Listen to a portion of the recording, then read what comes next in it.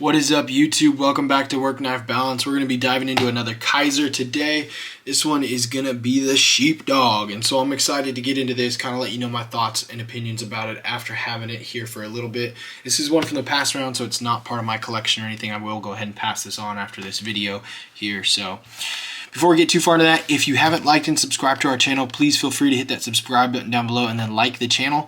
You can also head over to Instagram and like us at WorkKnifeBalance939. That's a great way to connect with us. Let us know what you want to see, what you don't want to see, what you like, what you don't like, all that stuff. And then we'll send you back a sweet sticker with your knife when we're done looking at it and reviewing it, if you want to send one in for us.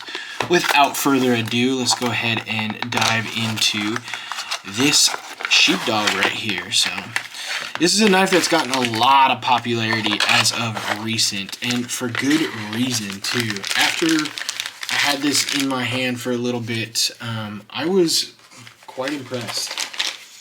It's one that it didn't catch my eye at all when it first came out, and it's not one that I would probably naturally be drawn to, but that's one of the benefits of being part of this pass around group, is I get to see a lot of knives that I normally wouldn't buy or just be drawn to, that I see kind of differences in styles and collections and stuff like that and everything. And I really ended up liking this one quite a bit. So before we get too far though, I'll go ahead and do some measurements to go from tip to tail. Right here, we're looking at about 7.5 overall length, with about 3.1 on the blade length and about 2.75, I'd say, on the cutting edge there.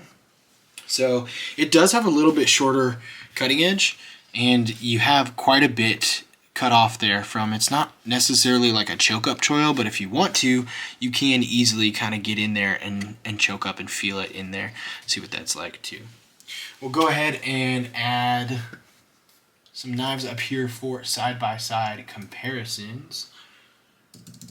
Go ahead and do the Ontario Rat 1 up top, Ontario Rat 2 down below. Give you a good side-by-side comparison to look at that. It's definitely going to be closer to that Rat 2 in my opinion, just size in length, but not necessarily anything else, because it feels a lot bigger than it looks, personally. As most of you probably know, and most of you have probably looked at, it does feel a lot bigger and look a lot bigger. But we'll go ahead and do the Spyderco's up here as well, so you can get those side-by-side comparisons. Go ahead and get the Spyderco Para 2 up top, and the Spyderco Para 3 down below. So there you go. A couple common knives to get you good side-by-side comparisons. I think the closest in length is probably going to be that Ontario 2 and the Spyderco Para 3 out there. But one thing I really loved about this knife was the access lock. Kizer has probably one of the best bar locks, access locks out there, and I've really enjoyed it. It's been pretty phenomenal, to be honest. I really like the way it actuates and operates. And I think, I didn't take this apart because it's not my knife, and I don't like to take apart knives that aren't mine just in case something were to go wrong.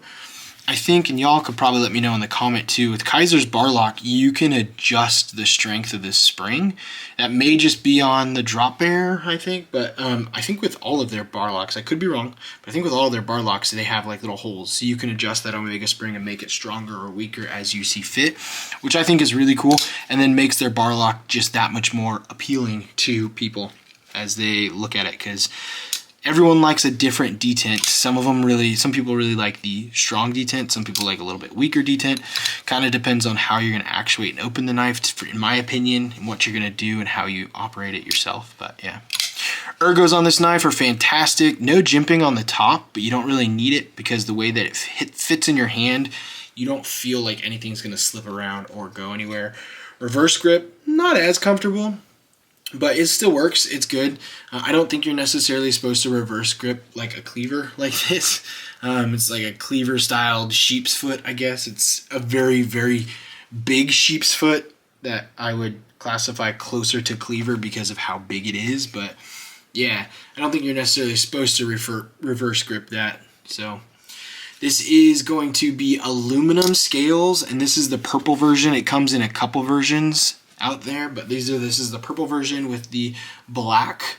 I believe it's like a PVD finish or just a black stonewash finish to it. It's 154 cm on the blade steel right there, and then there is a steel liner to it, liner lock in it, so that kind of helps you with that bar right there. So it's just going to be a steel to it as well. It does sit on bearings, even though it has that omega in there. So the pivot is going to have the bearings to come out, so that's kind of cool. At least that's what Blade HQ told me when I looked it up earlier today, since I didn't take it apart. You are going to be able to do the reverse. It is ambidextrous on the pocket clip, so you got a deep carry pocket clip, which is really nice with the recessed screws in there, and you can flip it over to the other side. Pocket clip is nothing to write home about, and it's actually kind of big for my taste. It's just really wide and just sits out there. You could probably get another pocket clip to replace this one. I'm sure there's aftermarket ones out there or something that would fit it from another Kizer, but it's not horrible. It's just not my cup of tea by any means. These do go for about $120, so there's a lot of material on this. I can justify the cost, thinking about it and looking at it. I can justify the cost for $120. I don't know, even though I really like it, I don't know if I would buy it for $120 personally, but having aluminum scales, the 154 cm, you got a little bit more material because it's chunkier and bigger in itself. So I mean, I get why they did it for $120, but it's not, that doesn't make me want to run out and buy it, I'll say that. It is a fantastic knife, and I really like a lot of things about it, but $120 is kind of that, okay, I'm going to pause and wait. It's not my exact style. I do like it. I love the bar lock on it, but I'll probably pass for $120, maybe wait for another Kizer deal, Kizer sale, or use someone's code somewhere to get 10% off or something like that. So, yeah, not much else to say about this one. This is the Kizer Sheepdog. I will go ahead and post links down below. If it's an Amazon link, it does support our channel. I greatly appreciate all the support that we can get. If it's not, feel free to use that and know that it's not supporting our channel, because I know some people just don't like doing that. And so, yeah, until next time, I got nothing else for you. Stay classy and TTFN.